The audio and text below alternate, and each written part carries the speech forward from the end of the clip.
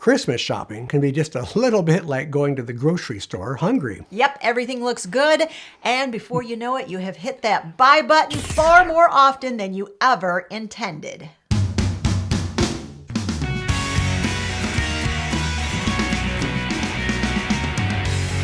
Hey, I'm Hope. And I'm Larry. From Under the Median. You know, Christmas time, I think that we put shopping and buying things in front of us far more often than we do any other time of the year. Mm-hmm. And so that's great because we bless our family and friends at Christmas time, but it can be very problematic if you don't have a plan in place and you are buying things that you never intended to buy.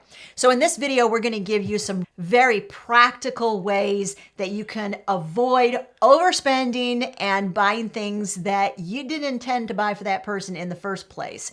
And we want you to stay with us to the end of the video, because if the problem isn't necessarily that you're buying for other people, but, well, you're putting a whole lot of things in there for yourself as well, we're going to give you some ways you can avoid that as well. Hey, practical frugality is what we're all about on this station. So let's get started. Let's talk about buying for others. Tip number 1. Shop ahead. You know, and we say this a lot on this channel. You ought not be waiting until November, certainly not until December. Okay, we're going to raise our hands in the studio if we're actually guilty of finishing our Christmas shopping in December this year. Yeah, that would be us. Okay. Every time we tell you guys not to do some of these because we've done it ourselves. This year, we Christmas shopped far later in the season than we ever intended it to. But we actually bought some things ahead of time, which we encourage you to do. Let me just run through the steps that Hope and I take when we're purchasing our gifts ahead of time for our family. We'll find gifts at different places throughout the year, really good deals, usually closeouts. And we'll put those in a very secret place. We can't say that because some of our family watches the video and, well, we don't want them peeking ahead of time. I don't think the grown boys are coming back to peek. Okay. Well, we don't want the other boys to know either. So we keep it somewhere in the house. Anyway, we have a secret gift closet. Anybody else have a secret gift closet? Tell us. So we have a stash of the gifts. What we will do is usually around Thanksgiving, we'll get out all of the gifts. We lay them out on the bed and we start with our list. We have a list of the names of the people that we're buying for, and we match up the gifts that we have to the people that are on our list. Now, that won't cover everything, and there's going to be some gaps. That reveals the gaps. So then we start looking at the gaps and what do we need to buy in addition to what we already have for the individuals that are left on the list. So we know that when we start Christmas shopping for the year, we are shopping for the gaps, whatever is not already covered with what we have at home in the gift stash closet. Great way to do that is to keep a running list. You can fill out, I have a form I created for you. If you want this form, then it's yours. It's in a free ebook I created just for you. It's my Christmas gift to you, and it is debt-free Christmas gift planning. So there'll be a link to request that ebook in the description of this video. So this form is in there, guys, and this form is designed to help you kind of track throughout the year things that you think your friends and your loved ones might really want to have. Because what happens is you shop, you don't have an idea of what you want to get, and then you wind up just throwing whatever into your cart. Yeah. You know, I admit that there's one gift that I put off till the last minute every Christmas. What? Is it mine? Yeah. I didn't know that. I did. Almost every year. For years, I've been getting these gifts. I thought, oh, that's so thoughtful. You must get really lucky. Buying things at the last ninth hour. I take a lot of time and hunt around and try to find something I think you'll really like. All right. Tip number 2 is to set limits and shop with a list. You know, it's a lot like grocery shopping. Yeah. For grocery shopping, you'll want to set a budget, set the top end limit, take a list with you. That'll keep you from buying things that you really shouldn't buy. And if you exercise that same discipline with your Christmas gifts, you'll come out ahead. This is something we just did this year, and we've mentioned this tip a couple of times. We're going to mention it again because we love this tip so much. Oh my gosh, it made Christmas shopping So easy. If you have older kids, have them go on Amazon, create a wish list, and just, I think our boys called it Christmas 2021. And they made that wish list shareable, shared the URL with us. We went right to that URL and we could shop right from their list. And there's little clickable links for each item on the list. You just click it and boom, you're done. You just bought it from Amazon. And they So packed easy. that list so full that they'll still be somewhat surprised by what we got them and maybe a little surprised by what we didn't get them. But it is a nice way. It simplifies it. And frankly, we did all of that shopping in one day. Hey, just a reminder, we'd like to have you comment. We love reading the comments that we get from our viewers. And also, please give us a thumbs up. That helps the algorithms and helps distribute the video. So this is actually a really great way to make sure that tip number 3 happens. And that is that you buy meaningful gifts. You're not just buying a gift in order to check it off of your list. This time of the year is so busy that we get all these checklists going like, I just got to buy for that person. Check, that's done. And Larry and I have been guilty of this many, many times before we sort of systematized Christmas shopping like we did other areas of our life. And that is that we had a plan before we went shopping. Many times we were out shopping in December 23rd. Just throwing whatever. And, I remember walking around the stores, aimlessly looking for whatever to buy for Aunt Mary or Uncle Joe. And it was very purposeless. And I think it's a lot easier and simpler to kind of have an idea of what you're going to get and go look at those items, either look at them online or go to the stores and look. That is more purposeful shopping. Not to mention very, very stressful to do it that Yeah, way. that's the way. Really, that's the way I like to do all of my shopping, not just Christmas shopping. Okay. Tip number 4. Is track how much you have spent on each person on your list. So it's not just about finding that right gift. It's making sure that once you purchase that gift, that you have it written down on a list. Now, once again, I'm going to remind you that there's a free ebook that I created for you, Debt-Free Christmas Gift Planner. There's a link in the description of the video, and there's actually a form in there that will help you do this. So we write each of our children's names down, and we leave blank space. We usually leave 4 or 5 spaces in between where we can fill in exactly what we bought them, where we have it stashed in the house, super important, and what we paid for that gift. So we know, for each boy, we're going to spend about $100 on each of our sons, and we kind of keep track of it that way. So we know how many gifts we've bought them, where they're at, and how much we've spent. There's nothing worse than finding a gift in your stash that you bought when your child was 8 years old, and now they're 18. Well, and it's not been that bad, but it really has been to an extent. It can happen. Things have happened that when you buy a young man something when he's 8, and if you think, well, I've already gotten some other gifts, I'm going to save that till next year. You save it back a couple of years, and there's a huge difference between an 8-year-old young man and what they're going to like, and say a 10 or 11-year-old young man and what they're going to like. So there's a limit to how long you can save stuff back. Yeah, we usually try to do it within the year. We don't try to do it for several years in advance. Tip number 5 is shop intentionally. Don't browse the internet. Guys, the internet is like the shopping mall in our house, and it's like the shopping mall of shopping malls. It's limitless. I call it the black hole of shopping. You just get sucked into it. Listen, here's what you need to understand. Retailers are not stupid. They know scientifically that the more that you shop, the more you will spend. That's just what happens statistically. So that's why we advise you to set a date and shop.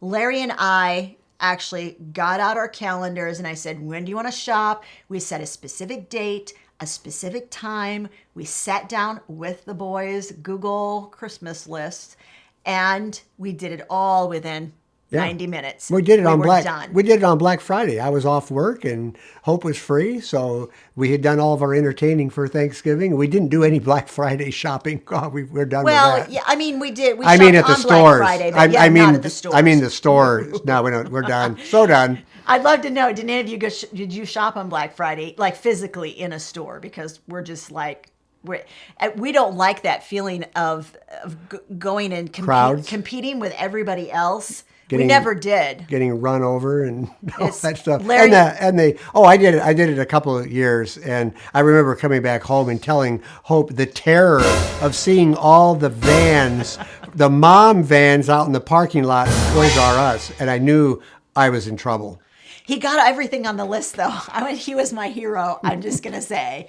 Our kids will never forget getting exactly what they wanted. They were all the doorbuster things. That's when they were small. Yeah, from Toys R Us on But Black Friday. I bought a DVD recorder at Best Buy, and it turned out to be a pile of junk, and I ended up taking it back. So it wasn't worthwhile. And I mean, for those of you who find it worthwhile and fun, go for it. You've got our blessings. We just don't do it anymore. Let's say that you've already shopped, and you know you've shopped. I'm talking to you who are done. You may want to take an extra proactive step by unsubscribing to your favorite places. Yeah, I'm talking about you and Mayfair, right? Who are sending you still daily reminders of what they have on sale for Christmas. Just unsubscribe. Make yourself a note. That's what Google Documents are for. All the different newsletter lists that you unsubscribed to during the holiday season, the shopping places. And then after the Christmas season, if you feel like you want to resubscribe, go ahead. They will welcome you back on their email list. But honestly, if it's too much for you to hit that delete button every day, when you see that Mayfair email arrive in your inbox, if it's just too much temptation for you, you think, I just got to open it and see if they've got any really great stuff on sale, just unsubscribe for a short time. It's fine. You know, I found the most effective way to not spend money that you don't have or that you haven't planned on spending is to not shop.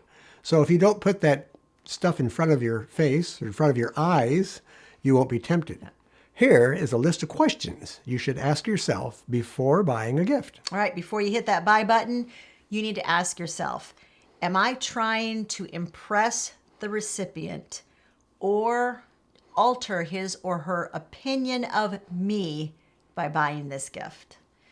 We all feel like that pressure to buy a gift that's just blowing it out of the water in order to gain favor with people. And we would encourage you to think, is this why I'm doing this? Because if that's why you're doing it, it's not a real good reason to spend your money. Yeah. You know, the most money I ever spent on Christmas was when we were dating. And I don't know if I was trying to impress you or not. I think you impressed me. I'll say that. Yeah. Oh, well, I just liked you so much. I couldn't help myself. But yeah, that's a really good idea. We don't want to impress people. Either they're impressed or they're not. That's not a good motivation for buying a gift. Question number 2 is, am I trying to keep up with what others are spending? That's like keeping up with the Joneses. We have felt this pressure, I think, definitely through the yeah. years where we were well aware that everybody else in the family was spending more money than we were spending. There's that internal conflict that says, well, I really want to, it's not that you want to, you don't want to look cheap. All right. Let's just be honest. No, That's the truth. We don't. You want to be a team player. You want to be a part of the family. And so there are a multitude of reasons why we feel like we need to keep up with other people and spend at the same level than they're spending. But we will tell you from experience, if that's why you're spending that money, it's really something you need to take a hard look at and say, is this really worth it to me? Would it be better off for me and my family if I said, you know what, this is my spending limit and I'm not spending anymore? Mm-hmm. Is it an item that's going to add value to the recipient, to their way of life, to something that they're doing? Will it really, enhance their style of living? And once you've answered those 3 questions, go ahead and hit that buy button if all the lights are green. Now, we promised you that we were going to delve a little bit into what if really you're buying what you intend for other people. It's just that while you're cruising the internet, you're finding way cool things that you think, wow, I would really love to own that. Or I wish I'd given somebody else this for their Christmas gift list for me. Yeah, so this is my Christmas gift for me. I mean, so since I didn't, I'll just go ahead and buy it. For me. Right. All right. So we're all a little bit guilty of this, I think, during the Christmas season. But you know what? And we're not saying never spend any money on yourself. We will never tell you that. No. We've said it repeatedly. We'll say it again just because we like to say it. that frugality is not about deprivation. It's about choosing when, where, and how you will spend your money. So we're going to give you just a series of 5 really quick questions you want to ask yourself. If you're looking at something online and thinking, golly, I know I'm shopping for grandma, but I would love to own that, whatever. And you know, we're bringing these things up because Hope and I have personally struggled with all of these things. Absolutely. Have we mastered all of them? No. We're still working through some of these things. But these are things that kind of occurred to us as we were coming up with some ideas for this video. All right, question number 1 you want to ask yourself before buying something while you're Christmas shopping, but you're buying that item for yourself. If it weren't Christmas, would I be buying this? Question number 2, is this item something I've been planning to purchase? Or is it all of a sudden something that's occurring to you and you're like, well, that would be real cool. Well, it may or may not even be something you need. It's like your eyes glaze over after you've looked at so many websites and, you know, and you push that buy button for so many other people. You're like, whoa, I need a break. I'm going to buy something for myself. You know, it's so easy to just do what I call knee-jerk buying, where you see something and you get the impulsiveness, and you pull the trigger. Well, if you do that very much, pretty soon you're way out of your own personal budget limits and you've spent more money than you have. Question number 3, do I have money set aside for this item? When we mean money outside of your Christmas budget, we do not mean rob your Christmas budget to buy stuff for yourself. We can't do that? Do you know? Oh, man. Do you have money already set aside for that item? You've thought about it. It's on your list of things you're looking for, and you have money set aside for it. Yeah. Is it in any of your budget categories? Now that gets back to planning and being strategic. That's what keeps us on our budgets. Number 4, does this item represent a trend which will just come and go? Beanie Babies. That's all I'm going to say. Is it all about Beanie Babies? Beanie Babies was a wonderful thing that everybody bought. I mean, we had some of them. I still have some. I have some. And I bought them after the price dropped. right, so that's just it. They were a trend. So you need to ask yourself, is this something that is really classic, something that's going to last for a while? Or is this going to be sitting in my cabinet screaming at me in 10 years, well, you bought that in 2021, didn't you? Because it looks dated. It's something that's it's not long lasting. Is it a trend? If it's a trend, you may not want to hop on that hot trend, especially if you don't have money set aside for it in the first place. Yeah. Have I thoroughly researched the item? In other words, have I looked at reviews? Have I looked very carefully at the features? Do I know exactly what the item is? And have I looked at the price range? Am I getting a good price on it? Have I compared it with other items of the same value? And how does it compare? Hey, remember, if you want my secret formula and all the forms I have for creating the perfect Christmas gift budget and doing it debt-free, there's a link for that free ebook in the description of this video. Now, if you would like to delve a little deeper with us and you want to understand how we create the perfect Christmas gift budget every single year, we did a video on it and it's right over there. Take a look at it next.